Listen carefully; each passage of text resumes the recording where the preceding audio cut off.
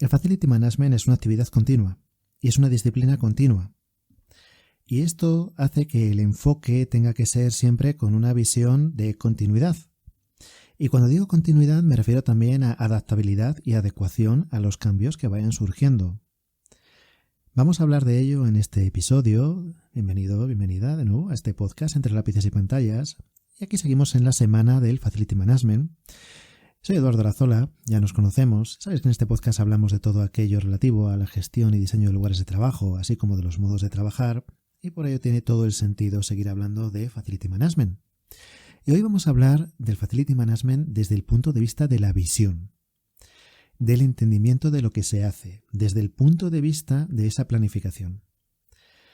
En alguna ocasión, pues he tenido que explicar en alguna ponencia y demás la diferencia que hay entre cómo se afronta un proyecto desde el Project Management a diferencia del Facility Management. En ambos casos se habla de gestión, ¿no? En ambos casos estás hablando de management, estás hablando de gestión.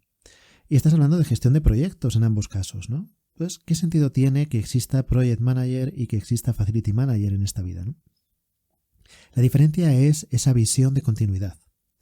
Mientras que en Project Management se hace un proyecto que tiene que estar concluido en forma, tiempo y costes, pues en el caso del Facility Management no se termina. Se van haciendo proyectos que van a estar ahí durante un tiempo, pero que puede ser que incluso no funcionen y haya que revertir. En el caso de Project Management no se contempla el que el proyecto directamente se cancele, porque cuando ya se entra en la gestión del Project Management es cuando el proyecto ya ha sido aprobado, ya ha habido una fase previa. Sin embargo, en el caso del FM es bastante fácil que un proyecto pues empiece a hacer y a mitad de camino se diga, oye, no, que ha cambiado las directrices de la empresa, se le da prioridad a partir de ahora a otras cosas y entonces hay que centrarse en otras cosas. Y es muy habitual que se hagan proyectos con carácter temporal.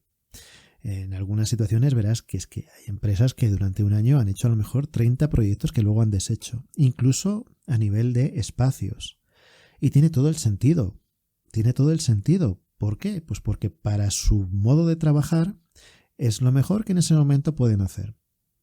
O por lo menos lo mejor que en ese momento se te ha ocurrido que es lo que puedes hacer, ¿no? Siempre a lo mejor hay soluciones que pudieran haber sido más óptimas, pero en cada momento y con los recursos que tienes y con el tiempo que tienes, pues intentas hacer lo mejor posible como cada cual en su trabajo, ¿no? Bien, en el caso del FM se tiene que pensar siempre de esta manera continua. Imagínate que tienes una oficina o estás trabajando en una oficina de una empresa y que por el motivo que sea, pues durante 3, 4, 5 semanas, 6 meses, pues vas a necesitar una sala en la que se van a juntar personas de un equipo para realizar un proyecto. Y para ese proyecto van a venir pues incluso personas que están en otras oficinas, pero que se van a reunir con personal que habitualmente está en la oficina en la que estás tú o en una oficina, aunque tú no estés, pero que sí que gestiones. Y bueno, pues van a requerir de una sala. Pues bueno, tú configuras esa sala para los requisitos que va a tener el funcionamiento de esa sala, para el proyecto que se va a realizar ahí dentro, aunque sea durante un cierto tiempo. Cuando ese proyecto termina, pues se deshace la sala. ¿Por qué? Pues porque es muy probable que para sacar espacio para realizar esa sala, a lo mejor has tenido que mover muchas fichas. Porque tu oficina ya estaba diseñada, tu oficina ya estaba ocupada. Y entonces a lo mejor para sacar el sitio en el que vas a situar esas paredes, pues has tenido que quitar unos puestos de trabajo que estaban ahí y subirlos a otra planta, pero es que en esa otra planta ya estaba también llena, entonces has tenido que hacer otro apaño allí y llevarlo a otro sitio, etcétera, etcétera. Y a lo mejor para colocar una sala de reuniones relativamente pequeña para 4 o 6 personas, pues has tenido que armar un cierto Tetris entre todas las plantas del edificio o incluso entre varias oficinas. O incluso a lo mejor hay personas a las que se les ha dicho, oye, mientras esté este proyecto, como tú te vas a quedar incluso sin mesa, pues tú vas a trabajar o desde otra oficina o desde un tercer espacio o desde el parque o desde tu casa. Y cuando se acabe este proyecto, pues ya vuelves otra vez aquí. Todo ello, como hablábamos en otro de los episodios, tiene que estar coordinado en función entre el espacio y la manera de trabajar de la empresa en cada momento, ¿no? Bien, esto tiene sentido, tiene todo el sentido. También tiene a lo mejor sentido que digas, pues mira, es imposible dentro del espacio que tenemos que salga esta sala, pues a lo mejor hay que alquilar un espacio externo durante un cierto tiempo para que se realice ese proyecto. también tiene todo el sentido. En cada caso se estudia y lo que mejor salga, por prestaciones, por costes, por optimizar lo que sea. El rendimiento del resultado siempre tiene que ser el mejor posible, ¿no? Bien, esto acaba revistiendo todo de un cierto carácter de temporalidad, no sé cómo decirlo, de temporalidad. ¿Qué quiere decir? Que no se hacen las cosas para que estén ahí para siempre, sino que están ahí mientras sean útiles para la manera de trabajar o para los proyectos que se están realizando en esa empresa. Es diferente de cuando se realiza un proyecto que tiene principio y final, como es un proyecto de arquitectura, como es una gestión de project management, en la que se va a construir un edificio y cuando el edificio está terminado, el edificio está terminado.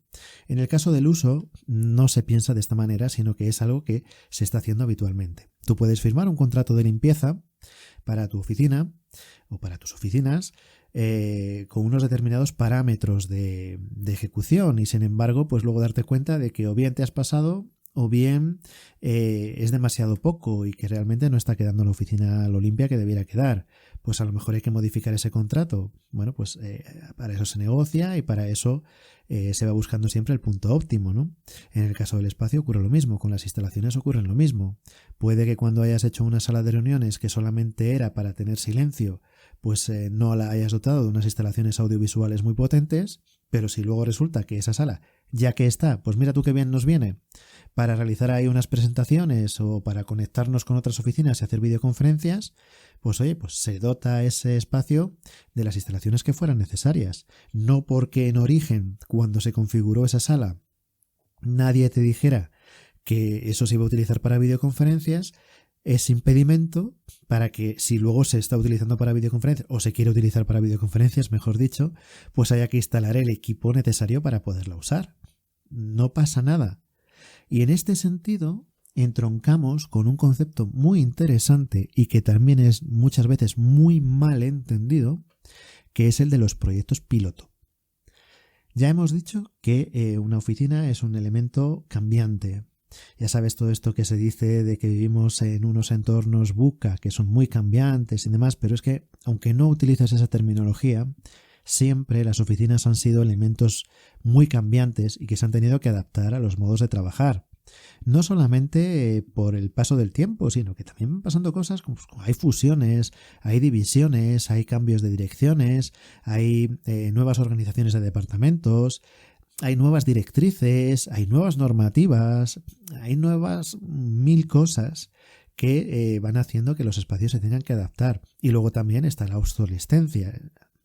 Caramba, no sé ni siquiera si lo he dicho bien, que es cuando se te va quedando obsoleto todo, no solamente la maquinaria, sino que en algún momento pues vas a tener que cambiar el suelo porque ya está excesivamente deteriorado, o los estores, o a lo mejor las ventanas ves que son excesivamente, son muy poco eficientes energéticamente y se decide cambiar por otras, o la iluminación, o lo que sea. Entonces, todo van siendo situaciones que se van produciendo de manera continua a lo largo del tiempo. Utilices esta terminología VUCA, espacio híbrido o lo que tú quieras. Esto ha ocurrido siempre y seguirá existiendo por el propio concepto de lugar de trabajo. Mientras el trabajo evoluciona, el espacio también debe hacerlo. Bien, ¿qué ocurre con esto? Antes de configurar un proyecto completo, tiene todo el sentido hacer pruebas. Es decir, oye, a ver qué tal me funciona esto.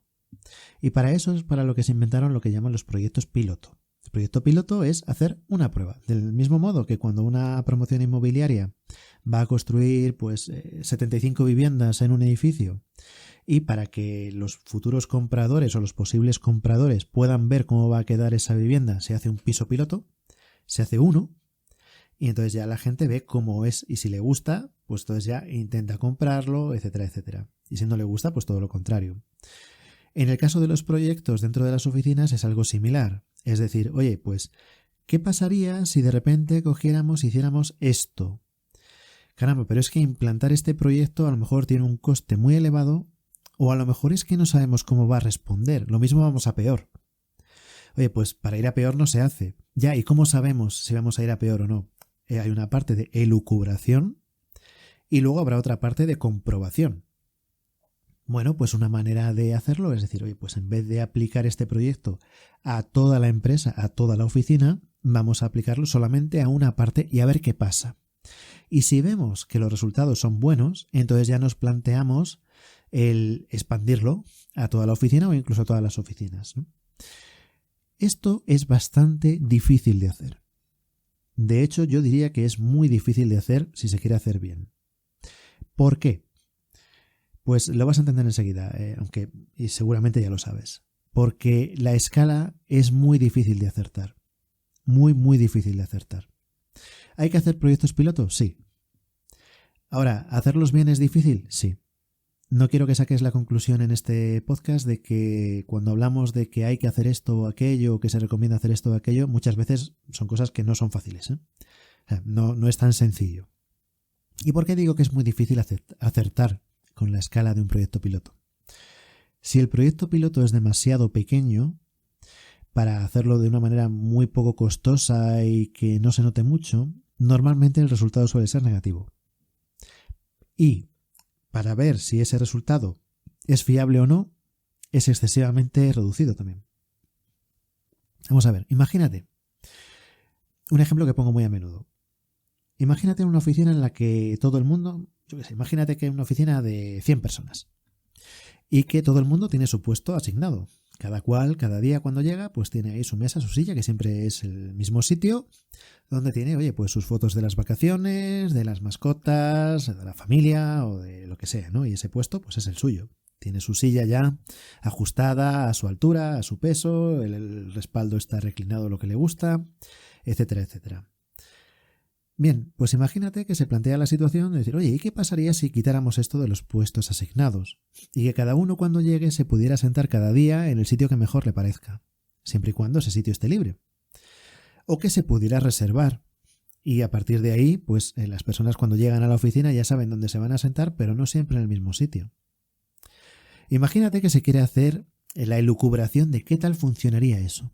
Pues probablemente haya discusión, haya gente que diga pues que, oye, pues yo creo que esto aquí no funcionaría. Mira, eso funciona muy bien en una empresa de Cincinnati, pero aquí en estas latitudes no va a funcionar porque la gente se va a enfadar.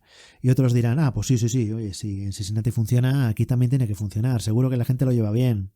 Y cuando vean que además, pues cada día, si está libre la mesa que está al lado de la ventana, pues pueden optar a sentarse al lado de la ventana, pues muy bien, porque el que esté siempre al lado de la ventana a lo mejor no le gusta, pero el que no tiene ventana nunca, pues a lo mejor sí que le gusta esa idea de poder optar a estar cerca de la ventana, por ponerte un ejemplo.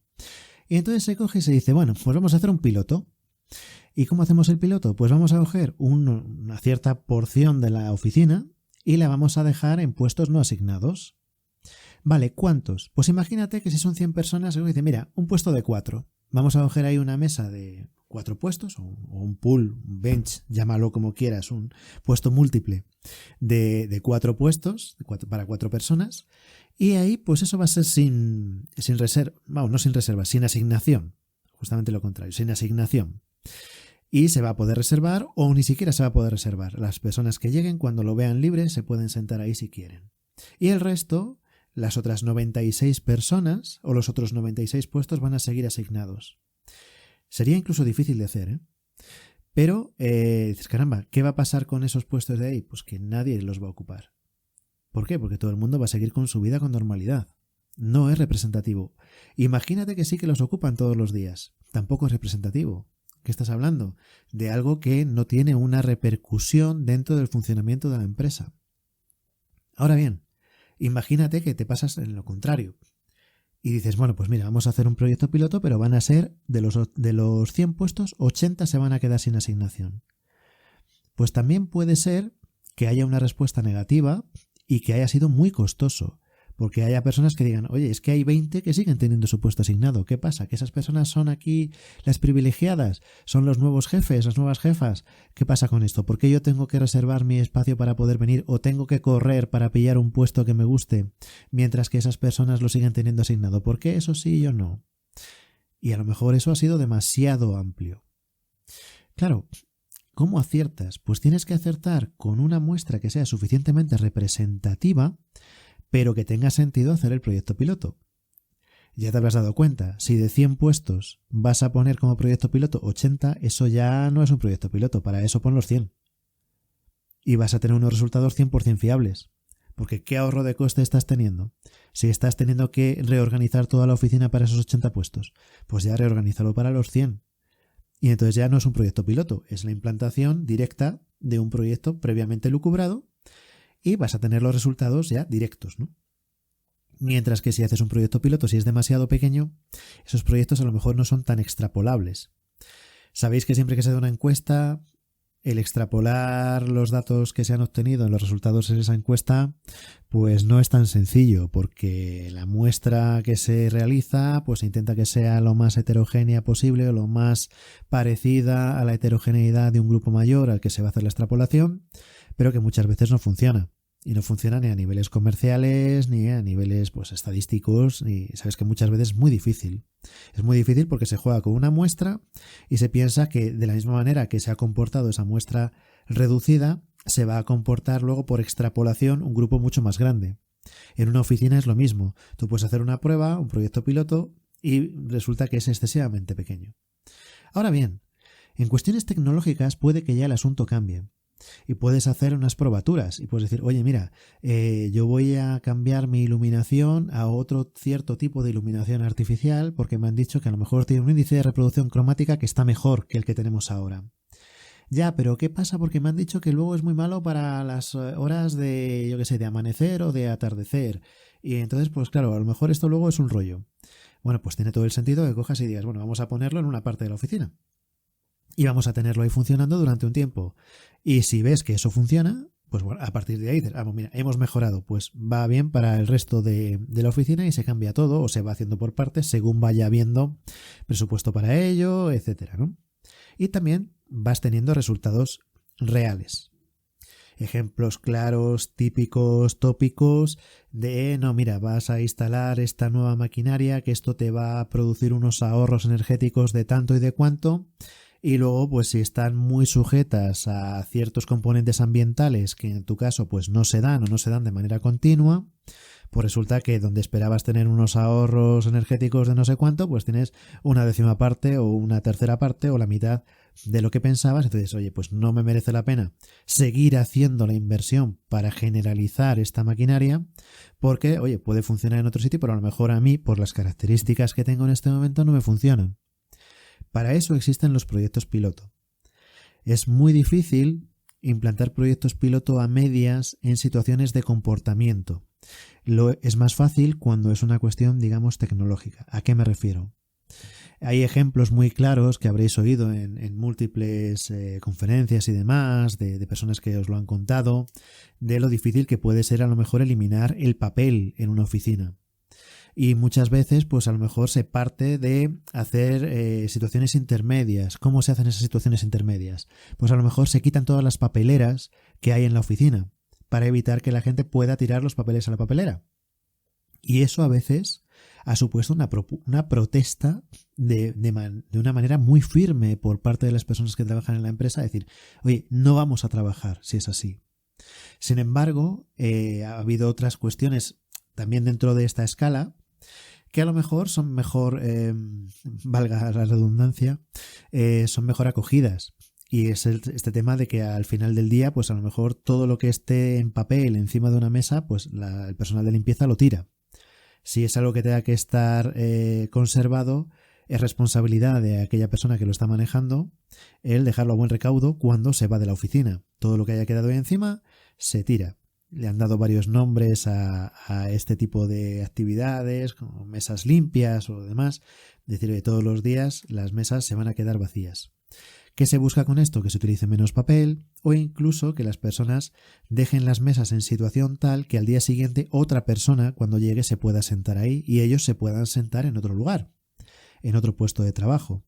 Se van estableciendo pasos intermedios para ir acostumbrando a las personas a un cierto comportamiento. Y estos son los proyectos más difíciles, porque puede haber gente de, oye, mira, es que yo pierdo mucho tiempo cada día en dejar la mesa limpia, en guardar unos papeles que estoy utilizando y que mañana cuando llegue voy a seguir utilizando.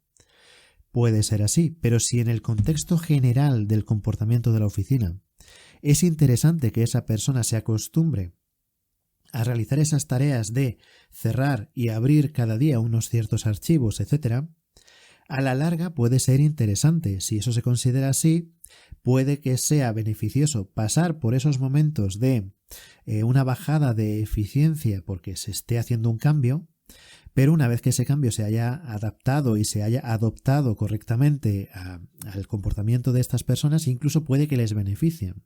Es el caso que, imagínate, personas que están trabajando en papel y de repente tienen que trabajar de un modo informatizado.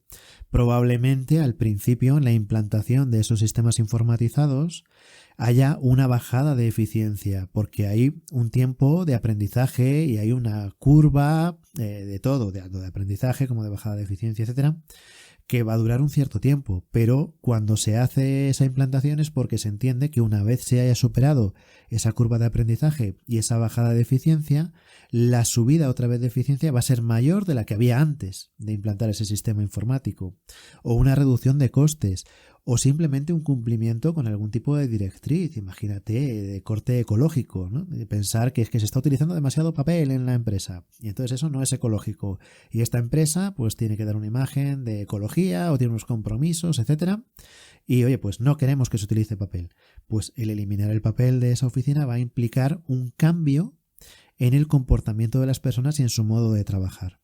Y esto va a hacer que a lo mejor pues oye, mira, pues quitamos las papeleras y de repente resulta que eso no era el primer paso. Ah, no, es que eso no podía ser. Oye, se vuelven a poner las papeleras que se habían quitado, espero que no las hubieras tirado, y entonces pasas a realizar otro tipo de actividades como lo de las mesas limpias o a realizar un trabajo pues de informatización de la información progresiva o cualquier otro mecanismo que se te ocurra que pudiera ser el que llevara al estadio final. Pero puede ser que en ese proceso resulte que hagas algo que no esté funcionando.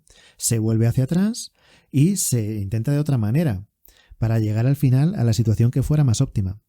Como te das cuenta, esto es una visión completamente de continuidad, de poder echar hacia atrás algo y si directamente se ve que es que eso no funciona, se cancela y cuanto antes mejor porque así va a tener una menor incidencia negativa dentro de la organización y dentro del trabajo de las personas.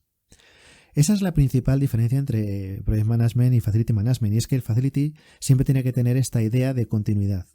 Por eso es tan interesante que el departamento de Facility Management sea muy vinculado con la propia empresa o que sea interno. ¿Por qué? Porque está viendo lo que ocurre en esa empresa, en su modo de trabajar, en su eficiencia, en sus directrices de trabajo, en esas imágenes que quieren proyectar al exterior en cuanto a ecología, eficiencia, etcétera, todo esto. Todo en conjunto se ve unificado en el espacio. Tenemos un episodio del podcast en el que hablamos de cómo el espacio de trabajo habla y da muchos mensajes tanto hacia dentro de la empresa como hacia fuera de la empresa. Eso también es parte del FM. Todo tiene que estar coordinado y el FM es esa parte que tiene que coordinar precisamente, que tiene que tener esa visión general de cómo funciona esa máquina que es un espacio de trabajo para que las personas que estén ahí trabajando puedan estar lo mejor posible, que es algo que a lo mejor no se entiende tantas veces, que esas personas al final son quienes componen la empresa, ¿no? Y tienen que tener los mejores recursos a su alcance dentro de lo que en cada momento sea posible. Y estos proyectos piloto van siendo siempre una búsqueda de mejora para ver qué tal funcionan. Y si van funcionando bien, se van expandiendo. Pero como digo, hay que entender hasta qué punto pueden ser o no extrapolables y los resultados de un proyecto piloto son realmente válidos o no, que es algo que es relativamente complejo y bastante difícil.